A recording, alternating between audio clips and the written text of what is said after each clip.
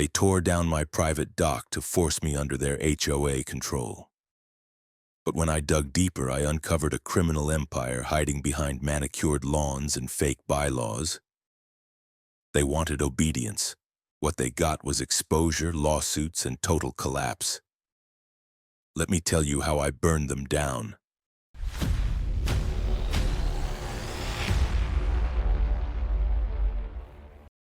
I bought this land with blood money. Not the kind people whisper about in mob stories or offshore accounts, no. I mean the kind that comes from 18 years in the U.S. Navy, half of which I spent chasing smugglers in the Caribbean and the other half wondering if I'd see 35. When I retired, I didn't want parades or plaques. I wanted water, silence, and something that couldn't be taken away by rank, politics, or budget cuts. So I bought a forgotten stretch of shoreline in Broward County, Florida. It was a mess. Erosion, rusted pylons, rotting docks, old barbed wire poking out of the mangroves like the skeleton of a failed dream. But it was mine. I named it Blue Wake Marina, even though for the first 2 years there wasn't a single boat tied to the floating dock. I rebuilt every square foot with my own hands, some days in sweltering heat, some nights under floodlights and mosquito attacks. Eventually it became something I was proud of. A private marina for veterans and a few close friends, tucked away from the HOA sanitized hellscapes that spread like fungus inland. I'd heard about Ocean Breeze HOA. Hell, you can't throw a pebble in this county without hitting a place run by one. Cookie-cutter houses, pastel paint codes, no fence policies, meetings about the length of your grass and the tone of your welcome mat. Their neighborhood went up 3 years after I was already docked and established. I figured they'd leave me alone. After all, I wasn't in their jurisdiction. The survey markers were clear. My lot existed long before Ocean Breeze HOA's lawyers ever discovered Microsoft Excel. But then came the letter. It was folded too neatly, printed on heavy stock, and signed in blue ink with a nauseatingly elegant signature. Karen Mansfield, HOA President. The kind of name you get if your parents dream of you one day filing restraining orders over mailbox design.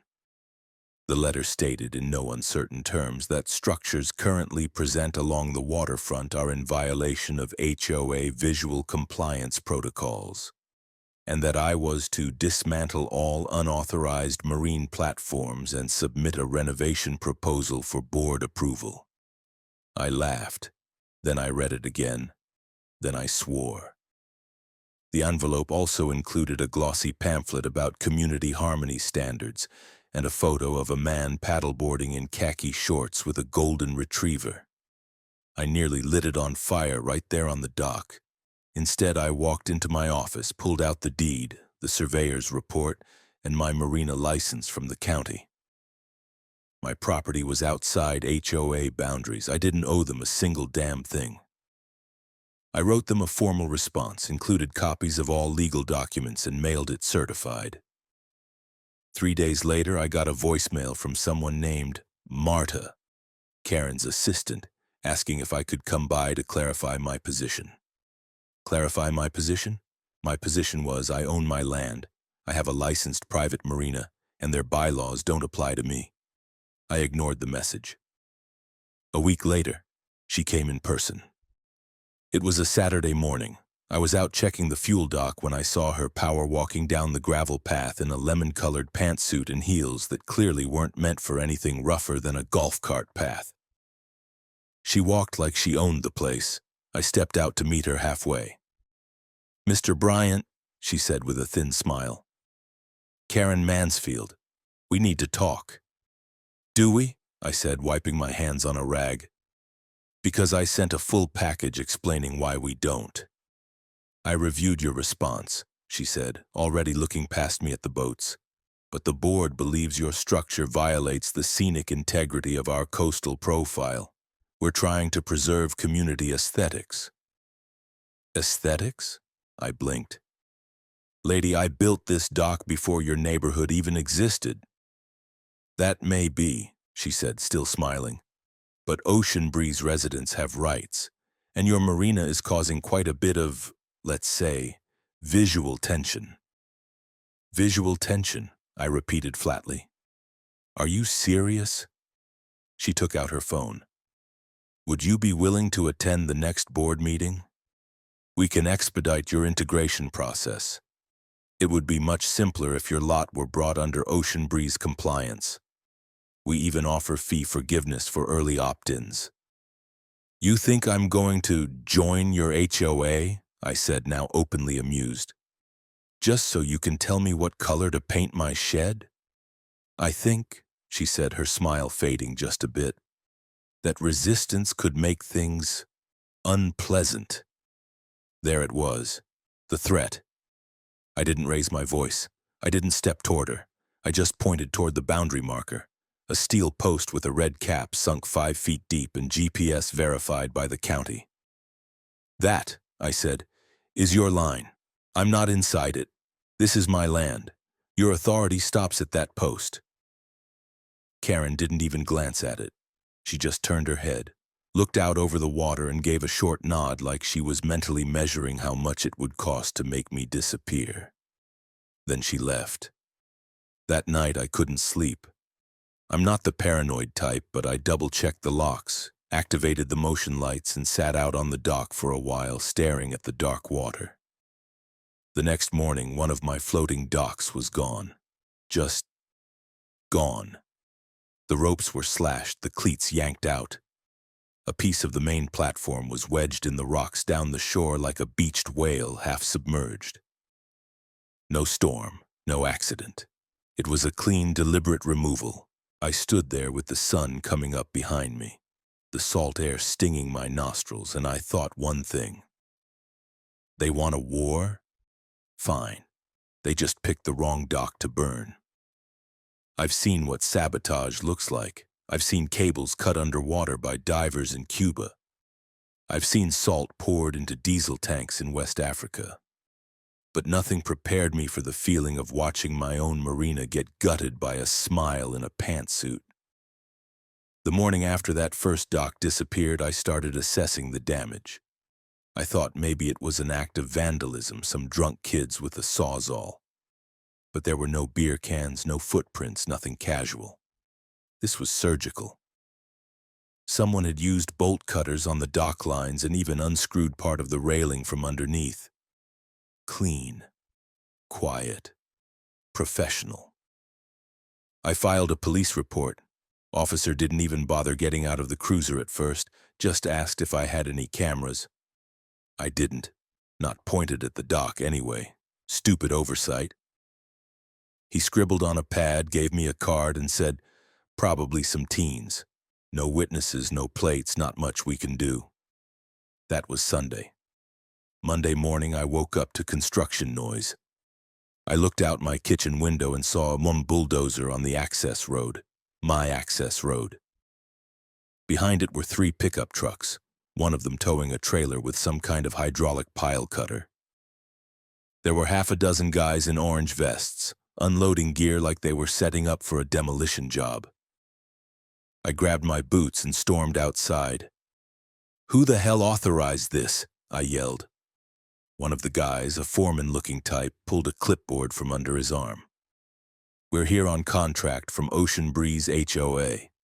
Demolition of unauthorized structures. Says here we're clearing non-compliant platforms and shoreline obstructions." "On my land?" He hesitated. "This is parcel 68, right?" "No, it's parcel 67, I said, yanking the clipboard. "You're trespassing, and you're about to add destruction of private property to the list." He didn't argue, just pulled out his phone and stepped away to call someone. 10 minutes later, a black SUV pulled up. It was her. Karen Mansfield stepped out like she was arriving at a ribbon cutting. She had a pearl necklace on at 7 a.m. and sunglasses that probably cost more than my boat engine. "Mr. Bryant," she said like we were old friends, "I'm afraid your structures were flagged by our emergency review committee as a hazard. We've taken action accordingly." "You've taken action?" I said, heart pounding. against a legally registered county-approved marina, without notice, without a court order? Emergency measures allow us to act when community safety is involved, she said sweetly. It's in our charter. Your charter doesn't mean jack on my land, I snapped. I've got permits older than your subdivision. She shrugged. We believe the land was improperly zoned and will be submitting a correction request to the county. I felt something crack behind my ribs. That's the game, huh? You're going to strangle me with red tape until I give in?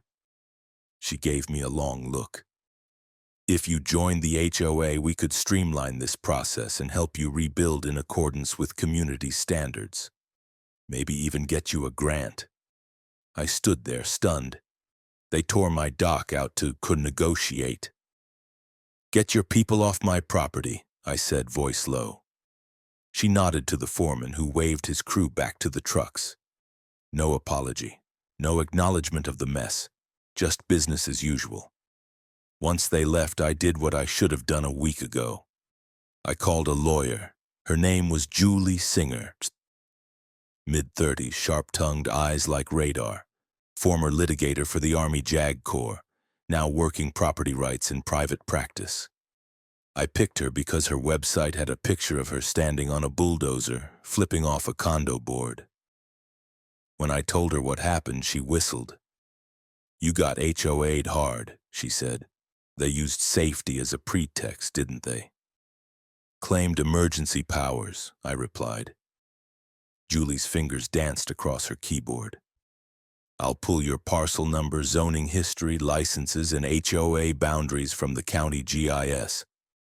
If you're not on their plat map, they have no authority. You could nail them for trespass, destruction of property, and interference with lawful business. That night I installed cameras, 4 of them. 2 pointed at the shoreline, 1 on the dock, 1 on the Marina gate. If they wanted to come back, they were going to be on record. Meanwhile, things got worse. Tuesday afternoon, I found flyers taped to my mailbox, my fence, and even my Marina sign. They read, unlicensed structure, safety hazard, community at risk. Below that was a doctored photo of my dock overlaid with flames and children in life jackets crying. Cute. The kicker? They used my own logo at the bottom like I'd endorsed it. Julie called that night. They filed a petition with the county zoning board, she said. They're claiming your dock expansion from last year was unpermitted. It wasn't an expansion. It was a repair. Doesn't matter. They're pushing it as a new structure. I pulled the inspection report from the county. It's listed as repair and re-anchoring, but the HOAs filed 3 witness statements claiming otherwise. Witnesses? Yeah, she said. One of them says he saw cement being poured, probably meant epoxy. Another says you had multiple workers on site for several days. That's enough for a hearing. This is coordinated, I muttered. No shit, she said. And here's the real kicker. One of their filings mentions the marina operating as a commercial enterprise, in violation of residential zoning. They're calling my dock a business? They're trying to reclassify you, Julie said grimly. If they succeed, you're open to code violations, tax audits, even fines. I felt the anger curling in my gut like smoke before a fire. They want me off that water, I said. No, Julie corrected, they want your land. And just like that, the game was clear. This wasn't about community standards or visual harmony or whatever bullshit they'd stuffed into their glossy flyers. It was leverage, pressure, a hostile takeover with baked goods and legalese. But they'd made one mistake. They came at a man who doesn't fold. By the end of that week, I stopped calling it a marina. It was a crime scene with palm trees. The cops never came back. The county zoning board sent me a polite email saying they'd review the complaint in due course.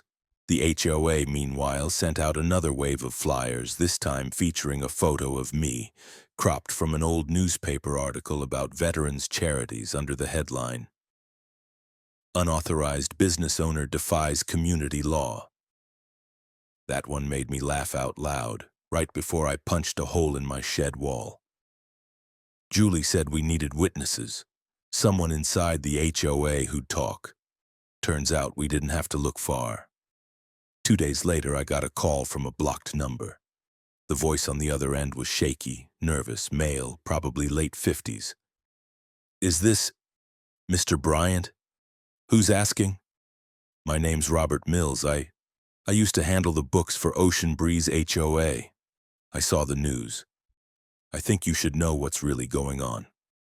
I met him that evening at a diner off Federal Highway. He showed up looking like a man who'd spent the last year sleeping with one eye open. Wrinkled khakis, twitchy hands, and a habit of scanning every reflection in the glass. "You used to work for them?" I asked. He nodded. 5 years. Then Karen fired me when I started asking questions about transfers. Said I was creating friction with the board. He pulled out a folder, slid it across the table. Inside, photocopies of spreadsheets, ledger entries, emails. Each home improvement project had 6-figure invoices. The vendor names looked like they were made up by a board intern. Sunshine Coastal Solutions, Harbor Innovations Group, Oasis Fund Management LLC. Julie later checked. None of them were registered in Florida. "She's using the HOA to launder money," Robert said, voice low. "Every time they fix something, a street light, a seawall, landscaping, it's fake. The invoices go to shell companies, the money disappears offshore." I flipped through the pages. One entry caught my eye.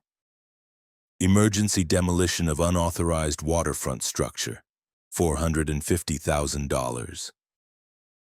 "That's my dock," I said coldly. He nodded.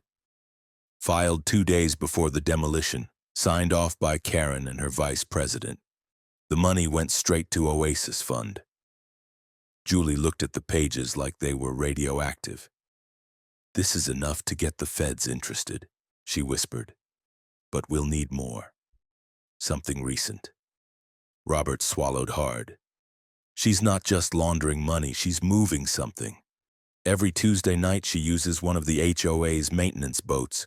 White, no markings, docks behind her house. Loads cargo. No manifests, no logs." "Where does she go?" I asked. "Out past the channel buoys, no lights." That night I didn't sleep. The marina was too quiet, the water too flat. My security cameras showed nothing unusual, but the stillness itself felt wrong, like the pause before a storm. The next day I called an old contact, Matt Greenberg, former Broward County detective turned private investigator. We'd served together once on an interagency task force years ago.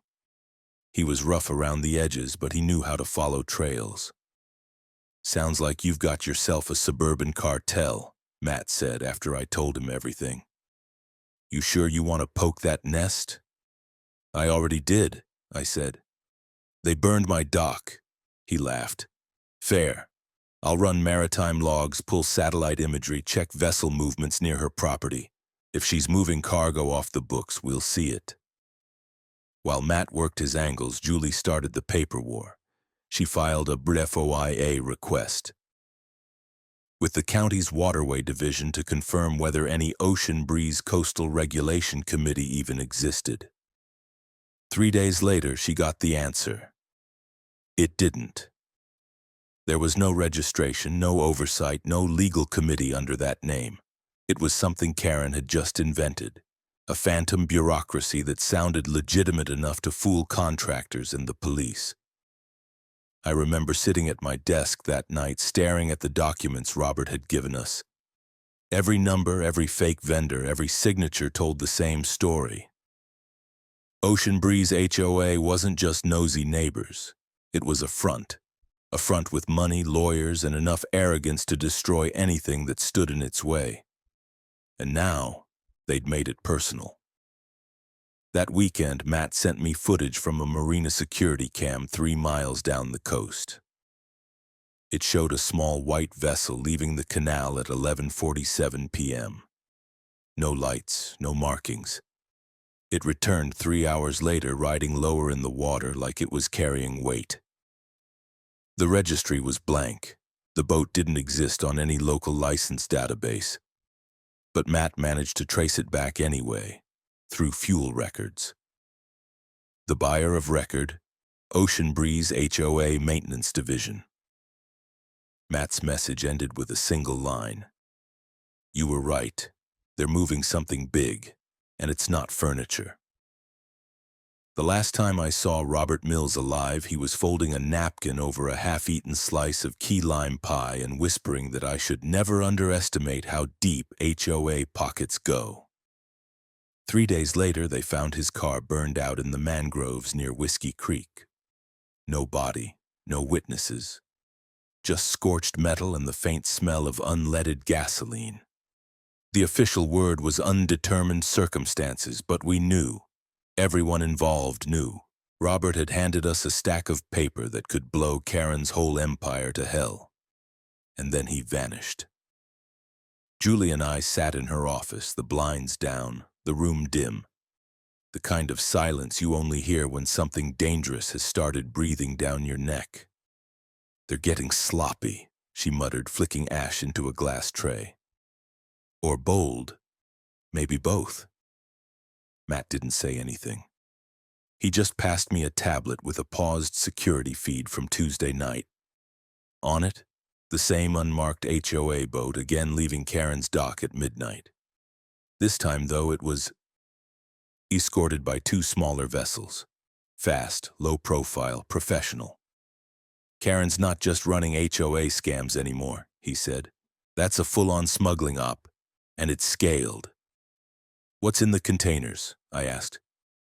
Working on it, he said. But I've got a guy who did Coast Guard intel. He's seeing a pattern. These boats are matching departure logs from known soft drop points, unguarded channels used for small-scale contraband. Nothing flashy, just high volume, high margin. Drugs? Julie asked. Matt shook his head. Too risky. Probably now electronics. Phones, vape devices, lithium cells, stuff you can flip easily and ship out again through port warehousing.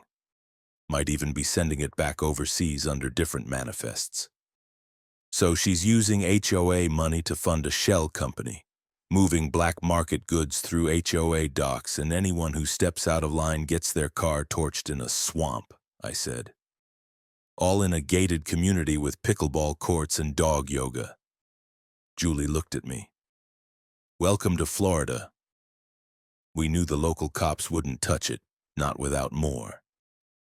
So Julie filed a formal complaint with the district attorney's office, attaching a packet of evidence, Robert's ledgers, Matt's vessel logs, HOA shell contractor invoices, and the surveillance footage of the unlit Marina boat.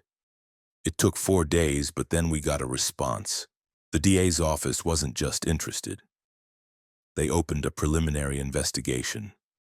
Quiet but real, the first crack in the dam. That same week I got served with a lawsuit from the HOA. Karen was suing me for defamation. Property code sabotage, and this one actually made me laugh. Unpermitted use of marine space resulting in environmental destabilization. They even cited an anonymous resident complaint claiming I was dumping boat fuel into the canal at night. I had cameras, time-stamped, GPS locked. I wasn't just covered, I was bulletproof. Julie filed a countersuit for trespassing, destruction of property, and malicious interference with lawful use of land. We included the flyer campaign, the slashed dock lines, and even the bulldozer stunt. It wasn't just a lawsuit anymore, it was war on paper. Meanwhile, the HOA kept pushing. They started organizing community safety patrols, volunteers in reflective vests walking the sidewalk near my entrance, carrying clipboards and little radios reporting suspicious behavior. One of them tried to follow a guest out of my marina. I intercepted him at the gate. You from around here? I asked. I'm with the HOA watch, he said. We're logging unusual vehicle activity for the board. This is private property, I said. You got 5 seconds to get back on your side of the marker, or the sheriff's gonna log your dental record as Exhibit A. He didn't argue, just turned and walked away, whispering into his radio like I was the one wearing a mask and breaking into homes. Then came the media. A local journalist got wind of the lawsuits and published a piece titled, "Sunshine, Shell Companies and Sabotage, Trouble Brews in Ocean Breeze HOA." The article went semi-viral. HOA Facebook groups started lighting up. Julie forwarded me a screenshot of someone asking if Karen had a side hustle running weapons to Cuba. We laughed, but it changed things. Suddenly, Karen wasn't just quietly powerful. She was exposed. And when rats lose their shadows, they bite harder. Matt started noticing cars parked on the edge of my street at night. No lights, engine off, same model, same shape, no plates. We installed more cameras, extra lighting. I even got motion alarms wired to my phone. Then one night around 2 a.m., a small drone buzzed over the marina, hovered for 30 seconds, and zipped off toward the canal. They were watching me now. Julie pushed harder. She filed for an emergency injunction, requesting a temporary audit of the HOA's financials, citing irregular disbursements tied to active criminal investigation. And to our surprise, the judge granted it. Karen had 48 hours to produce 5 years of financial records, contractor receipts, and board meeting transcripts. Julie looked at me like she'd just been handed a loaded grenade. "This is it," she said. "If their books are as dirty as I think, they won't survive this." I looked past her through the window out to my battered dock, my half-empty marina, and the bay beyond. "They shouldn't," I said, "but they'll fight like hell trying. You can tell a system is corrupt when it panics at the word audit." Karen didn't even try to stall. She just disappeared. Her SUV vanished from the driveway. The HOA office was locked with a hand-scrawled note. Closed for maintenance. Calls went to voicemail. Emails bounced. No one from the board responded to county subpoenas. But that didn't stop the audit. Julie and I spent that week in and out of the courthouse annex, meeting with the DA's financial crimes unit and reviewing the mountains of paper that Karen's people had tried, poorly, to conceal. And when I say mountains, I mean literal boxes of invoices, contractor forms, bank statements, and HOA budget plans that were basically mad libs for criminals. The numbers were pure theater. Dozens of emergency shoreline repair contracts, all going to the same 3 vendors. Bayfront Logistics, Clearwater Property Solutions, and the now familiar The Oasis Fund LLC. Problem was, Bayfront's address was a UPS store in Naples. Clearwater had no listed employees. And Oasis, their listed Florida agent, was a man who died in 2017. Julie handed this to the feds with a bow. At this point, the U.S. Attorney's Office opened a formal case: organized financial fraud, racketeering, wire fraud, structuring, conspiracy. The alphabet soup came fast: FBI, IRS, ATF. Still no idea why they showed up, but they brought donuts, so whatever. We weren't in HOA drama anymore. This was federal. I got a call from Matt. "Remember those boats?" he asked. "Well, I pulled customs inspection data. Guess what showed up dockside in Freeport, Bahamas 2 days after one of Karen's Tuesday night runs?" "What?" "Crates labeled as home insulation, but inside, unlocked smartphones, hundreds of them. All tracked back to a shipment out of Port Everglades, declared by a firm called Gulf Atlantic Imports. And that's connected to... Oasis Fund owns 30%, on paper, but there's more. One of the warehouse co-signers, HOA board member, same guy who signs Karen's landscaping contracts. I sat in my truck for a long time after that call. The marina was quiet, windless. I watched the reflection of the American flag in the water and tried to wrap my head around it. This wasn't just about squeezing some property owner to join an HOA. They were using an entire suburban ecosystem. Budgets, public trust, and fake rules to cover for an international smuggling ring. They built a criminal empire with mailboxes, mulch budgets, and covenants about porch paint. Julie and I presented the full case at a closed-door meeting with the DA and federal investigators. It felt like testifying before a firing squad, but I laid out everything. The destruction of my dock, the threats, the surveillance, Robert's disappearance, the paper trail, the unlicensed marine activity, the shell companies, the drone, the lawsuit, all of it. When I finished, one of the IRS agents just said, "Jesus Christ," I felt the same. The next morning, they froze all HOA accounts. Over $2.8 million in assets were seized. Bank accounts, property titles, vendor payments, even a condo in the Cayman Islands listed under a recreational asset fund. Yeah, right. The raid on the HOA office was quiet and fast. No cameras, no news trucks. Just 4 unmarked SUVs, a federal warrant, and a whole lot of gray suits walking out with boxes and hard drives. Karen's house was next. She wasn't there, of course, but her husband was.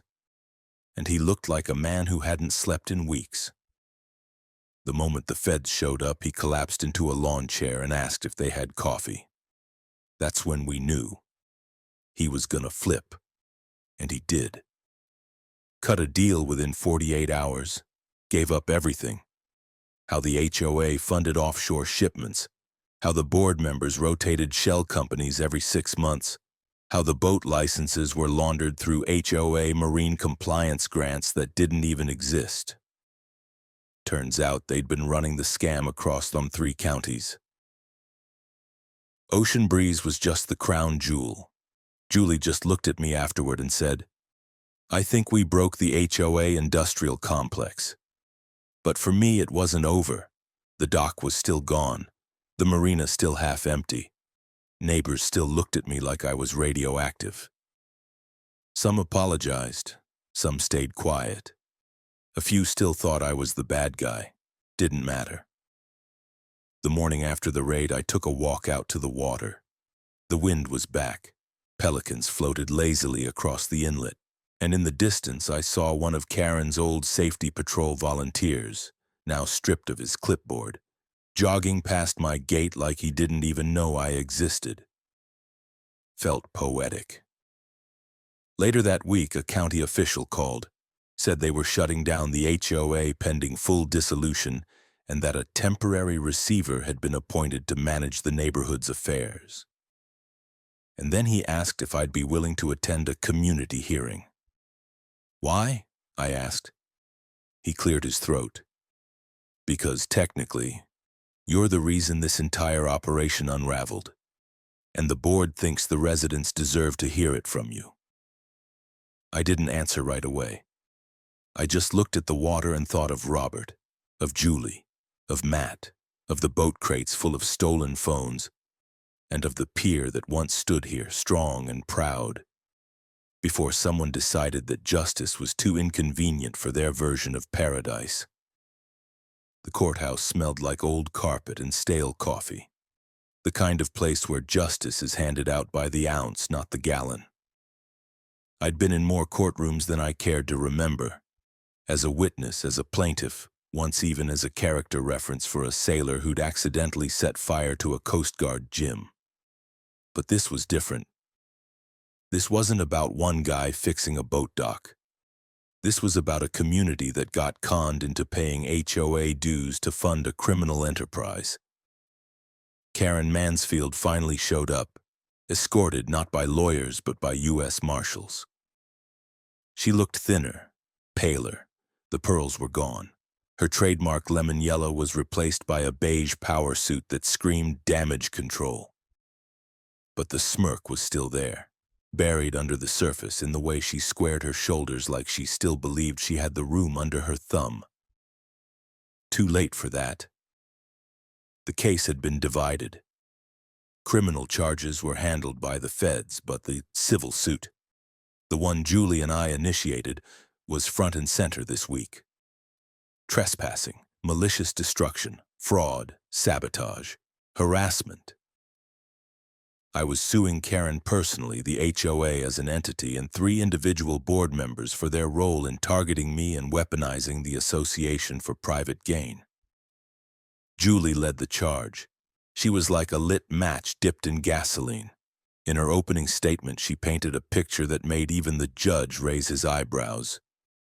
HOA funds rerouted to offshore shell companies, unregistered vessels moving goods at night, a destroyed marina, forged complaints, a community duped into financing a multi-county laundering operation.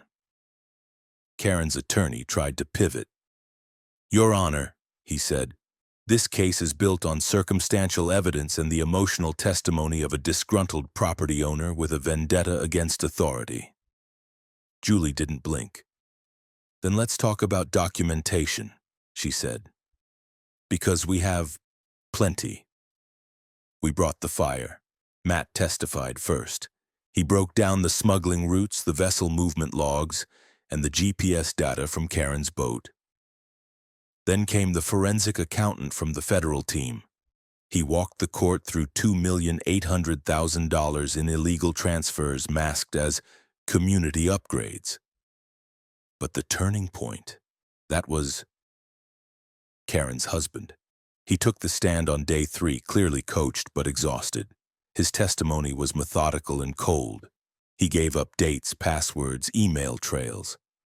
He admitted to setting up the dummy vendors under Karen's direction, showed how they rotated shell companies every fiscal quarter to avoid detection, how emergency contracts were signed in advance with inflated budgets, funneled through HOA discretionary spending accounts.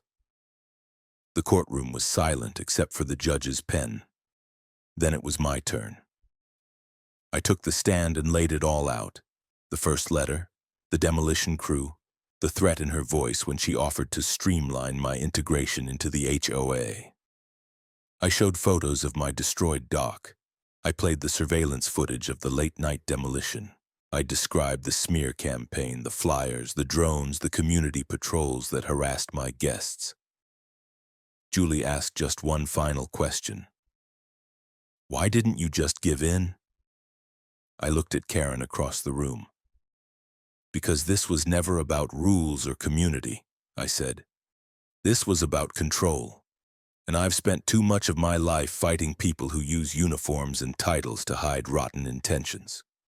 She burned my dock to make a point. I made mine back, legally. The jury didn't even take a full day. Guilty. On all civil charges.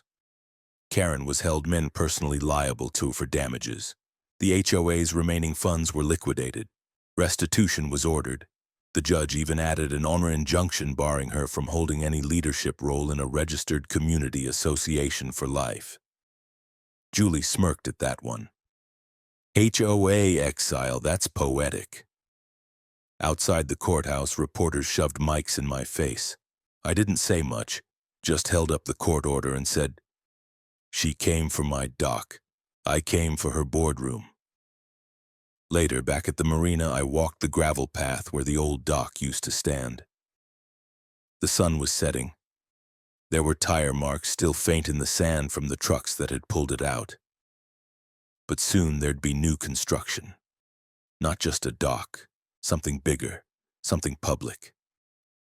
Karen had spent years pretending to guard a community while bleeding it dry. I was going to do the opposite, build something open, real, and untouchable by committee vote or architectural review, because the system didn't fail. People like her twisted it. And this time, it twisted back. 6 months later, the dock was back, better than before. We didn't just rebuild what they tore down, we expanded it. With the restitution funds, the community donation that went viral after the case, and a little of my own stubbornness, we created the Blue Wake Veterans Marina and Learning Pier, a non-profit public access waterfront designed to help veterans learn marine trades, small engine repair, and maritime navigation. It had real docks, solar lighting, a floating classroom, and a plaque that read, "Reclaimed, rebuilt, respected, in memory of Robert Mills." We held the ribbon cutting on a Saturday morning. Sun was out, press was there, a local school band even played. Julie gave a speech that somehow involved the phrase, white-collar HOA racketeering hydra, and Matt handed out free keychains that said, "Don't tread on my dock." It was a good day. The old HOA office was converted into a food bank. The neighborhood elected a temporary civic council to manage shared resources, actual volunteers, not anyone with a god complex and a clip-on badge. Karen, she pleaded guilty in federal court, took a plea deal and avoided prison in exchange for full asset forfeiture and a 5-year ban from leaving the state. Word is she's living with her sister in Gainesville and spending her days attending mandatory community ethics courses. Someone mailed me a flyer for one of those courses with the words, "You're welcome," scribbled across the top. I laughed for a solid 10 minutes. As for me, life's been good. I'm not the guy with the scandal anymore. I'm just Lucas, the Marina guy who fought a suburban empire with a GoPro, a pissed-off lawyer, and a war veteran's patience for bullshit. Every now and then someone drops by and asks me to retell the story. I usually keep it short. But then there was this one guy, tall, mid-30s, new homeowner in a development about 3 miles inland, came down one afternoon wearing a tucked-in polo, clipboard in hand, and asked if I had a few minutes to talk about your property alignment in relation to updated HOA visibility standards. I stared at him. He smiled. I didn't. I reached behind the gate, pulled out a life jacket, shoved it into his arms, and said, "Buddy, unless that clipboard floats, I suggest you turn around before I start filing paperwork about spontaneous hydrotherapy opportunities." He blinked. I pointed to the dock. "And that," I said, "is the only alignment you need to worry about." He left. No clipboard has been seen since,